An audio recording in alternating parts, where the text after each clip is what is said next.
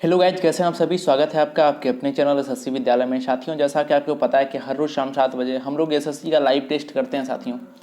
तो आज फिर मैं आपके बीच आ गया हूँ आज के कुछ बेहतरीन क्वेश्चन को लेकर। और अभी आपका टॉपिक इरर चल रहा है, मतलब इरर के कुछ बेहतरीन सवाल हम लोग सॉल्व कर रहे थे। ठीक है, इससे पहले हम लोग 102 सवाल पिछले के क्लास में सॉल्व कर चुके थे।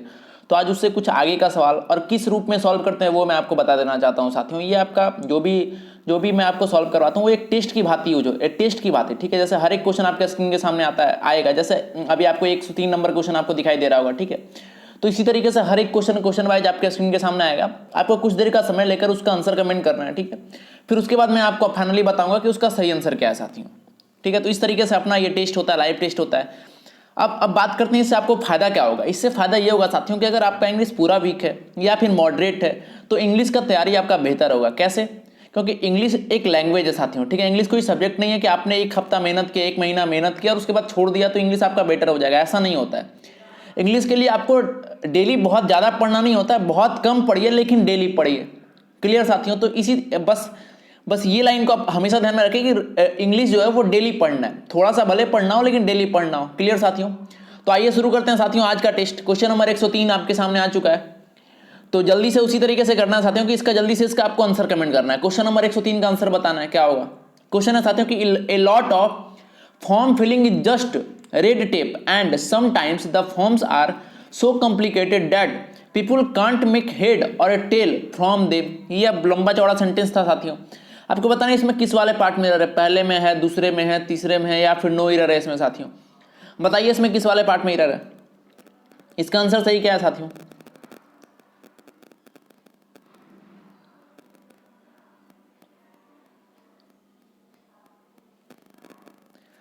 चलिए देखते हैं। ठीक है, क्वेश्चन नंबर 103 समझिएगा साथियों कि a lot of form filling is just red tape and sometimes the forms are. देखिए यहाँ पर आर का यूज हुआ। आर का यूज यहाँ सही है क्या? देखिए समटाइम्स द फॉर्म्स आर, तो ये आर का यूज यहाँ पर सही है। ठीक है, कॉम्प्लिकेटेड भी सही है, that people can't make head or tail from. अब यहाँ देखिए यहाँ सारा कुछ सही है। एक चीज में आप यहाँ फंस सकते हैं, ये वाला पार्ट में। ठीक है, ये वाला पार्ट में आप फंस सकते हैं। तो आपको बता दें कि ये पूरा पार्ट एडियम्स होता है। क्या होता है साथियों? एडियम्स होता है। ठीक है, ये एडियम्स होता है। क्या होता है एडियम्स? की can't make head or tell. और बहुत क्वेश्चन है, बहुत जगह पर एडियम्स में और की जगह पर नॉर भी रहता है। ठीक है, तो और भी सही है और नॉर भी सही है। और इसका मतलब क्या होता है? इसका मतलब होता है कि समझने में परेशानी होना। ठीक है, इसका मतलब क्या होता है साथियों कि अनेबल टू अंडरस्टैंड एनीथिंग। ठीक है, तो ये हो गया। तो ये भी यहां पर सही लिखा हुआ है। तो अगर सब कुछ सही है साथियों तो इसका आंसर क्या हो जाएगा? Option number 4, no error. Clear? चलिए अगला क्वेश्चन का आंसर बताना है आपको। क्वेश्चन नंबर 104 ये कि you are required to explain your conduct within 2 days। ये क्वेश्चन नंबर 104, इसका आंसर बताइए आप सभी। क्वेश्चन है साथियों कि you are required to explain your conduct within 2 days। इसका आंसर बताइए।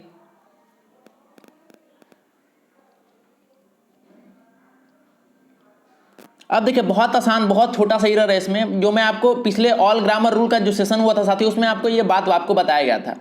क्या था कि you are required to explain your conduct within 2 days of the receipt का तो यूज होता ही नहीं है। ठीक है, यहाँ पर ऑफ क्या होगा? On the receipt. ये आपको बताया गया था। ठीक है, ऑन द रिसिप्ट। तो किस वाले पार्ट में रहोगे? Option number 3। ठीक है, क्लियर है साथियों? अगला देखिए क्वेश्चन नंबर 105। इसका आंसर जल्दी से कमेंट करें। क्वेश्चन है साथियों कि I now am knowing all the facts about him. ये क्वेश्चन नंबर 105, इसका आंसर बताना है आपको। जल्दी से बताइए इसका आंसर।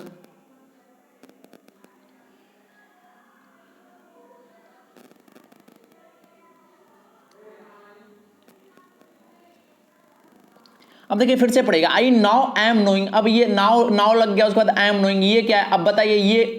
अब एक बात आपको बताया गया था कि नो नो वगैरह वर्ड के साथ कुछ और वर्ड होते हैं उसके साथ वो प्रोग्रेसिव होता ही नहीं है। ठीक है, तो यहाँ पर एम नोइंग का यूज नहीं होगा साथियों। तो एम नोइंग नहीं होगा तो यहाँ पर यूज किसका होगा? तो यहाँ पर सिंपली यूज होगा नो का। ठीक है, तो इसको अगर सही करें तो I now know all the facts about him, तो इरर किस वाले पार्ट में हो गया? Option number 2।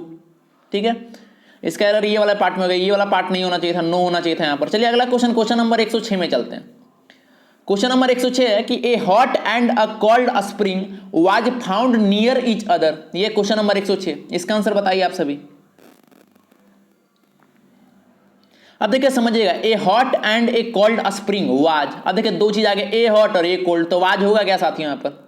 सोचने वाली बात है, वाज होगा क्या, वाज वाज की जगह क्या हो जाएगा, वेयर हो जाएगा। तो किस वाले पार्ट मिरर हो गया, ऑप्शन नंबर थर्ड। बहुत आसान सवाल था ये। क्वेश्चन नंबर 107, इसका आंसर बताइए आप। क्वेश्चन नंबर 107 ये कि all doubts are cleared between you and I. कितना आसान है, ठीक है, बहुत आसान इरर है ये। क्वेश्चन नंबर 107, जल्दी से आंसर बताइए इसका।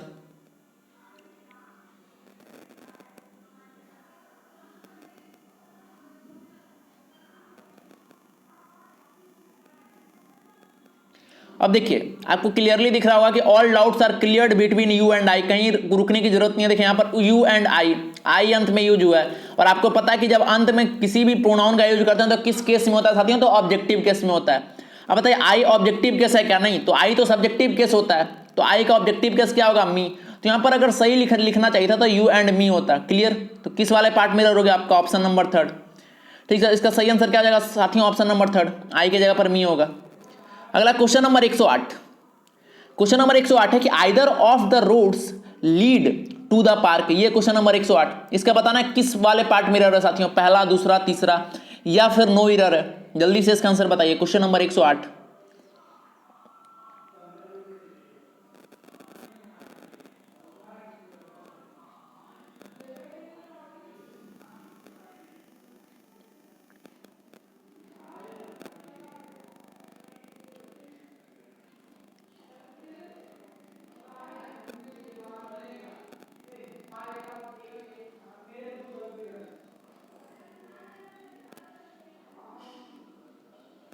अब देखिए समझिएगा, देखिए either of the roads lead to the park. अब देखिए यहां पर एक रूल आपको बताया था ऑल ग्रामर रूल में साथियों, क्या था रूल, कि नाइदर ऑफ रहे, आइदर ऑफ रहे, ठीक है, या फिर कोई तो ये अगर ऐसा रहता तो ये प्लूरल नाउन को फॉलो करता, मतलब इसके बाद प्लूरल नाउन होता। चेक करते हैं क्या, देखिए यहां पर तो प्लूरल नाउन है, क्लियर। उसके बाद फिर उसके बाद सिंगुलर वर्ब भी लेता है, प्लूरल वर्ब भी लेता है। तो अगर ये सही हो गया साथियों तो, और इसके बाद वाला भी देखिए सही है, लीड टू द पार्क, तो इसका आंसर क्या हो जाएगा, option number 4, no error. Clear. अगला question, question number 109, question number 109 है साथियों कि I went to the temple with my parents, my aunts and my cousins. ये था क्वेश्चन नंबर 109 साथियों, इसका आंसर बताना है आपको। जल्दी से इसका आंसर बताइए आप।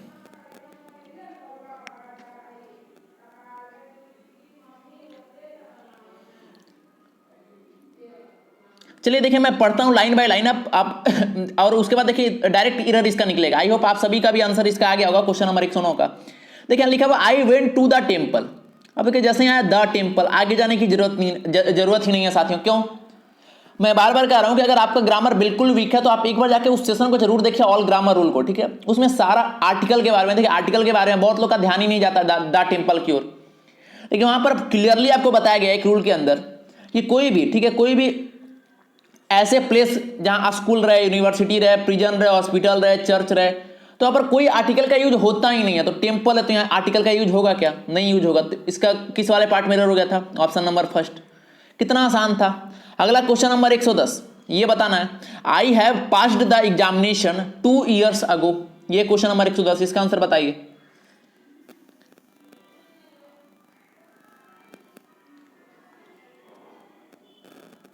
जल्दी से इसका आंसर बताइए साथियों। I have passed the examination 2 years अगो। अब देखिए इसमें भी आपको क्लियरली दिखाई दे रहा है I have passed. I have passed होता है क्या कि आई पास्ड द एग्जामिनेशन, ऐसे होता है, तो हैव यहां से गायब करेंगे। सही आंसर क्या होगा, ऑप्शन नंबर फर्स्ट। क्लियर साथियों। अगला question number 111, the earth moves round the sun isn't it. ये क्वेश्चन नंबर 111, इसका आंसर बताइए। The earth moves round the sun isn't it. जल्दी से इसका आंसर बताइए साथियों। क्वेश्चन नंबर 111,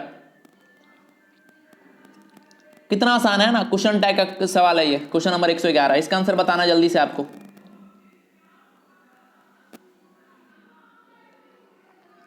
अब देखिए समझिएगा, the earth moves round the sun isn't it, ठीक है। अब यहाँ इजंट इट यहाँ प्रयोग सही है क्या, आपने क्वेश्चन टैग पढ़ा होगा, ठीक है। और एक रूल के अंदर मैं क्वेश्चन टैग समझाने का प्रयास भी किया हूँ, ऑल ग्रामर रूल में, मतलब वहाँ पूरे ग्रामर का हर एक टॉपिक वहाँ कवर आपको कराया गया, ठीक है, बहुत कम टाइम में। चलिए यहाँ इजंट इट है, ठीक है साथ, यहाँ इजंट इट है। देखिए द अर्थ मूव्स, तो यहाँ पर देखिए इज का प्रयोग कहीं है क्या, अगर इज नहीं है तो इज इजंट होगा क्या यहाँ पर साथियों। यहाँ पर इजंट नहीं होगा, यहाँ पर डजंट होगा। यहाँ पर क्या होगा, डजंट होगा। तो ये वाला पार्ट मिरर हो गया, तो इसका क्या होगा, ऑप्शन नंबर थर्ड। क्लियर। अगला क्वेश्चन नंबर 112, क्वेश्चन नंबर 112 है कि unless you do not give the keys of the safe you will be shot. ये क्वेश्चन नंबर 112 है, इसका आंसर बताइए जल्दी से।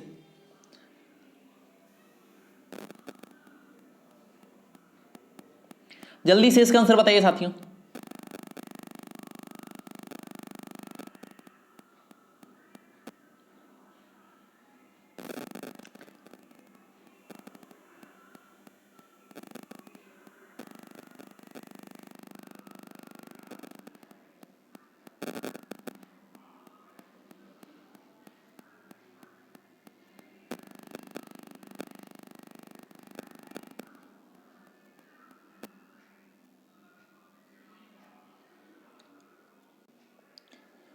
चलिए जल्दी से आइए देखते हैं साथियों क्वेश्चन नंबर 112, ठीक है।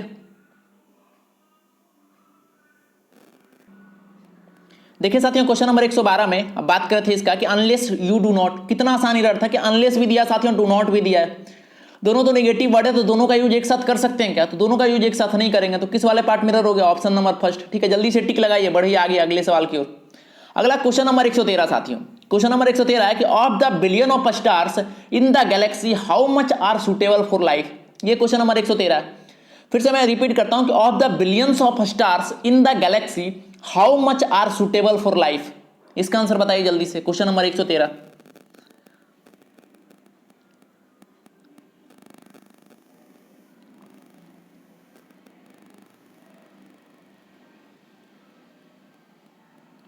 अब देखिए कितना कितना क्लियर ये इसका एरर दिख रहा है कि of the billions of stars in the galaxy how much are. यहां पर मच का यूज होगा क्या? यहां पर मेनी का यूज होगा, ठीक है। How many are suitable for life, तो मच की जगह पर क्या आएगा? मेनी। इसका आंसर क्या हो जाएगा? Option number third. अगला क्वेश्चन नंबर 114 का आंसर बताइए साथियों। Question number 114, the value of the dollar declines at the rate of inflation raises, ठीक है। ये क्वेश्चन नंबर 114 है। साथियों मैं बार बार आपसे कहता हूं कि आप लगातार आप हमारे साथ बने रहिए। आपका इंग्लिश एकदम फिक्स है, 50 आउट ऑफ 50 में आपको पहुंचा दूंगा आपका नंबर, ठीक है। आप लगातार बस बने रहिए, आपका इंग्लिश बेहतर होगा, ठीक है। बस आपको मेहनत करना पड़ेगा, इतना जल्दी नहीं होता है, ठीक है। आप किसी भी साथी को देखते होंगे, आपके दोस्त को देखते होंगे 50 में 50 लाते हुए, 50 में 45 48 लाते हुए, ठीक है। तो इतना आसानी से वो व्यक्ति नहीं लाता है, ठीक है। उसके पीछे मेहनत होती है। चलिए इसका आंसर बताना है आपको, क्वेश्चन नंबर 114।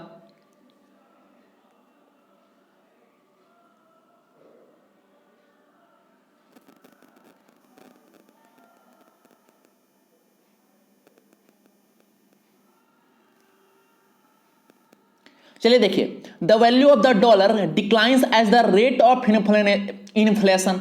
अब देखिए इन्फ्लेशन जो वर्ड है इसके साथ हम लोग रेज वाला नहीं लगाते हैं, ठीक है, राइज वाला लगाते हैं। क्लियर साथियों, जो इन्फ्लेशन है साथियों, इन्फ्लेशन के साथ राइजेज होता है, ठीक है, रेजेज नहीं होगा। तो यहाँ पर रेजेज की जगह क्या हो जाएगा? राइजेज। तो ऑप्शन नंबर क्या हो गया? थर्ड। क्लियर। अगला क्वेश्चन नंबर 115 देख लीजिए।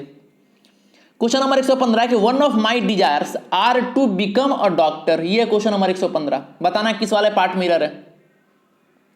जल्दी से बताइए साथियों किस वाले पार्ट मिरर है ये क्वेश्चन में?